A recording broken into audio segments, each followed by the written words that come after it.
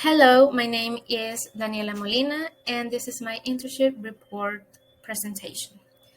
The title is Adapting to a Virtual Normality in the Midst of a Pandemic, and my academic advisor is Professor Emanuelia Palma.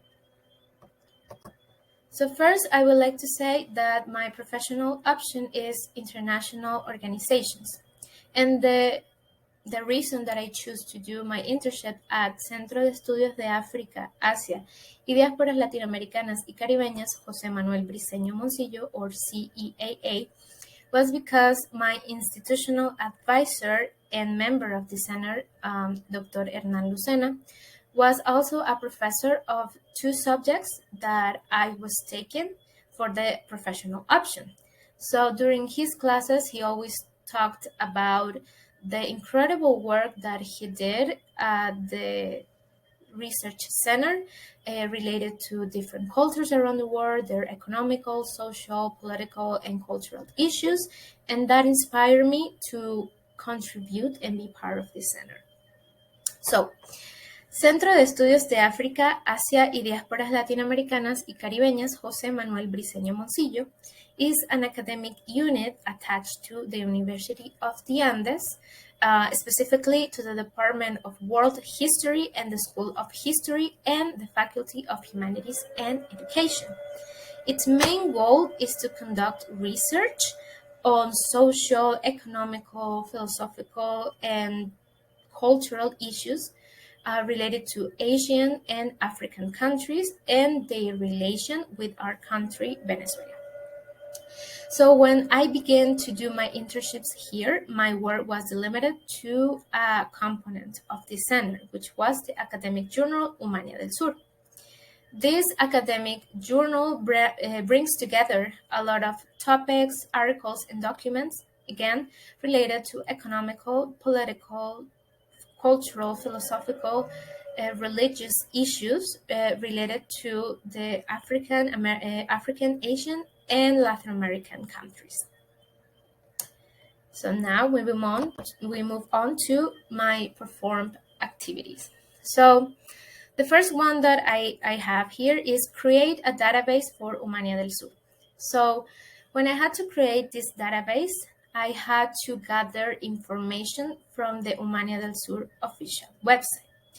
And this information was very basic things like the name of the authors, the college or university they belong to, as well as the year of publication of the articles, or as well as their email, their phone numbers. And when I gather all of this information, I put them aside and I use tables to classify the information. So for example, if I have to do a table of just the author's name, that was going to be a classification.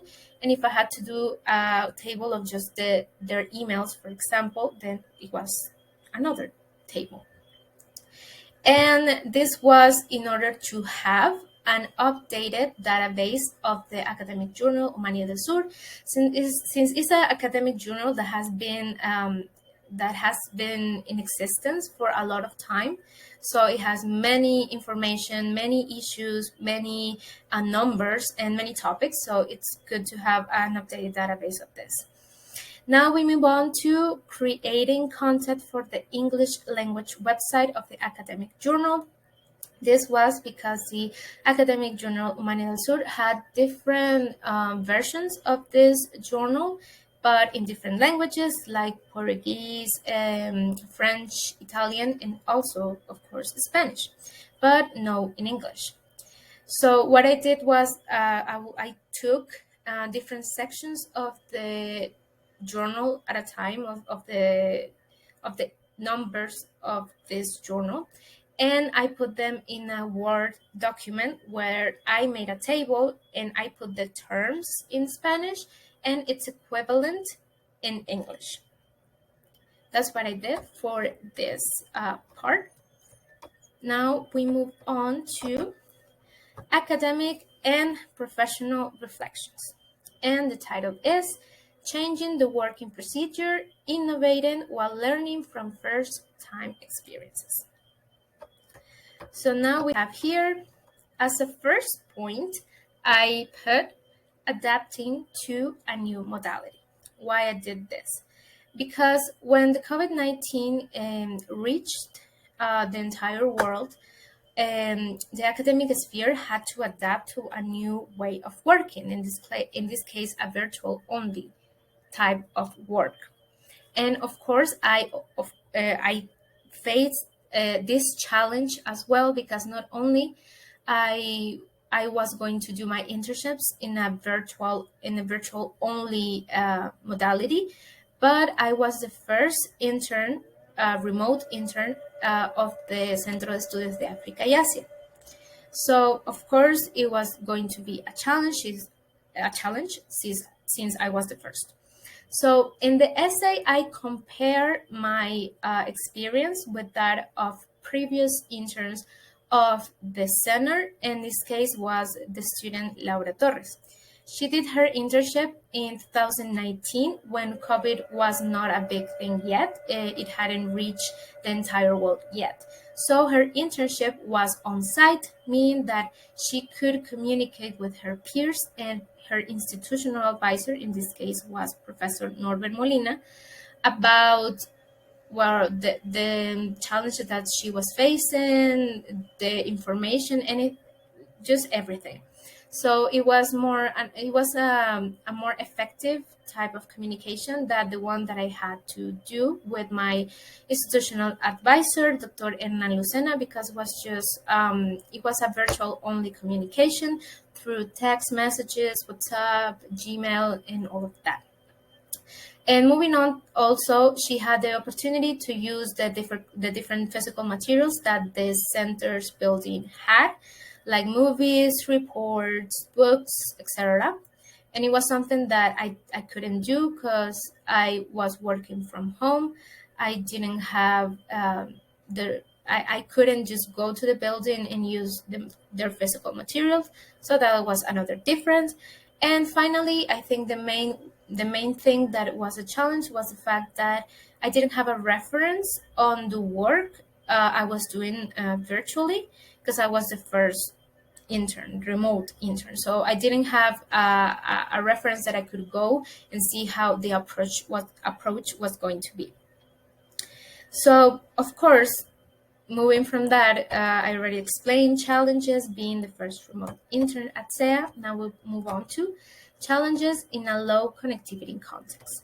So, of course, I was in a low connectivity context here in the country, and that was something that was going to affect my work strongly, because all the information that I had to gather from the Humanidad del Sur website, um, I had to gather all the information from that website. So, because of the poor connection, the page was often down. So, I had to wait a lot of time for it to work again. And well, it was a little bit frustrating, but at the end, I had to wait to just gather the information and do my task efficiently. Because of this, I had to really find strategies that could work for this virtual modality and in the context that I was. So, because of institutions and workplaces started to create this remote or virtual only frameworks for their employees or their students, I could follow some of those strategies. So here we have the ChargeB company. It's an Indian company, and that was the one that catch my attention because they use an asynchronous model, meaning that their employees didn't have like a fixed schedule, because mostly because, first, of course, COVID, and mostly because many of their employees were not in the same time zone, so they could just make their own personal schedule and work in basis of that. And that was very beneficial for me because I didn't have internet connection or electricity. It, it was not stable, so I couldn't really know when I could work. So this helped me just set my priorities. So for when I did have electricity and internet connection, I could just work in in the priorities that I already set, and just do my tasks successfully. Another thing that ChartGPT had as a strategy is that they had an intranet with past meetings, reunions, documents, and stuff like that, that it was like a repository. So even if an employee didn't have the opportunity to be part of a meeting, they could just go to that intranet and see the information about it.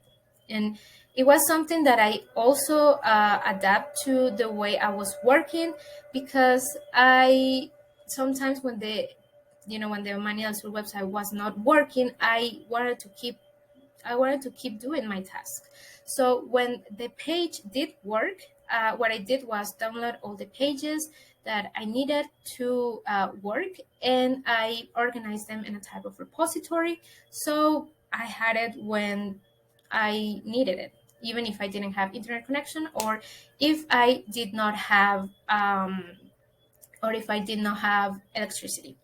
So even though there were some things that I couldn't do, because some things that I initially wanted to do for my internship at SEA, because again, the low connectivity context that I was in, as well as my institutional advisor, I still could perform the activities of the creation of the database and the creation of content, for the English language website of Humanidad del Sur, thanks to these strategies. And I think it's something that could be used as an example for future scenarios, meaning these strategies, the synchronous model and the repository or the intranet. Okay, moving on to the cultural essay. The title is The Use of ICTs to Overcome Educational Difficulties at the University of the Andes during COVID-19.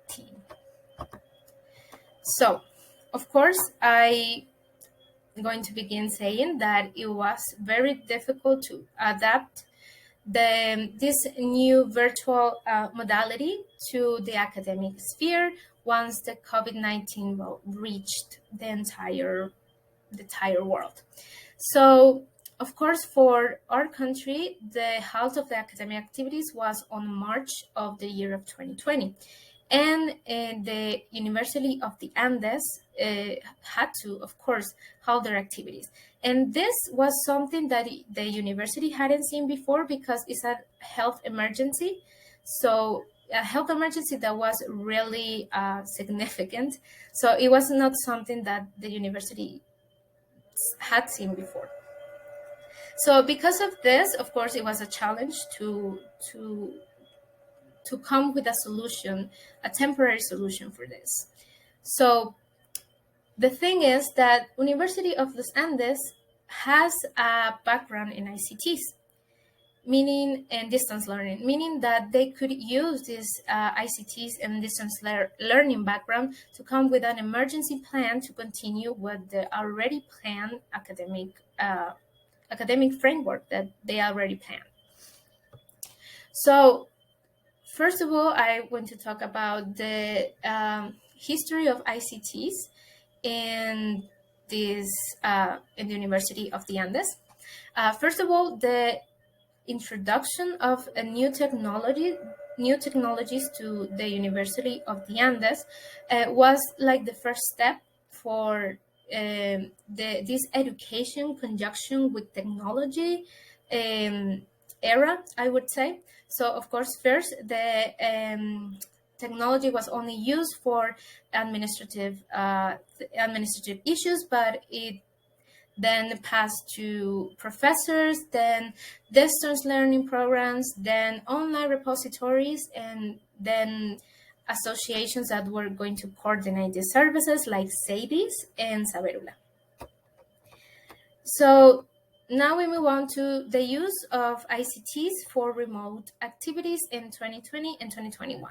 So Nicolás Maduro, the President Nicolás Maduro, announced the halt of academic activities in 2020 on March. And from that point, the University of the Andes started to search for strategies to continue with the academic activities. First, I'm going to mention the guidelines that some academic commissions create in order to have a type of manual for professors to create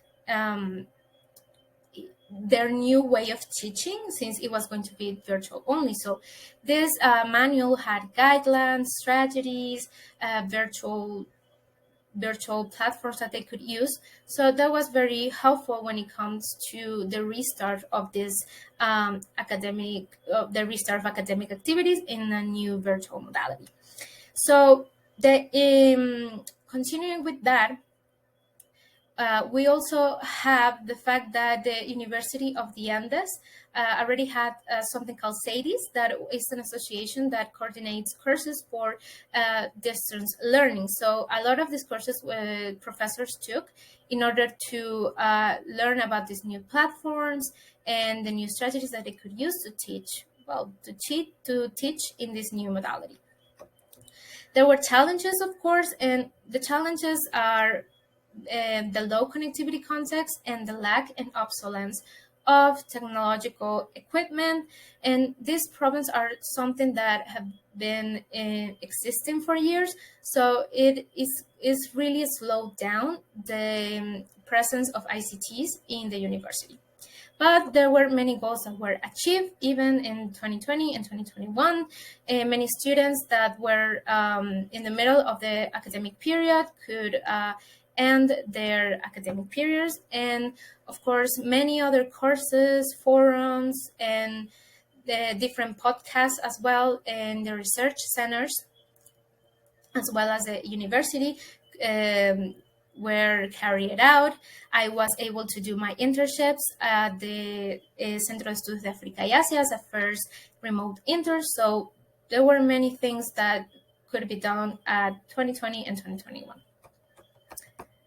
So we move on to what it is, conclusions and recommendations. First of all, it was, of course, a unique experience because it was the first time that the Centro de Estudios de África y Asia had a remote intern. So it was an educational process for me and for them as well. So even though I had many challenges that I had to face within this internship, I continued with my work.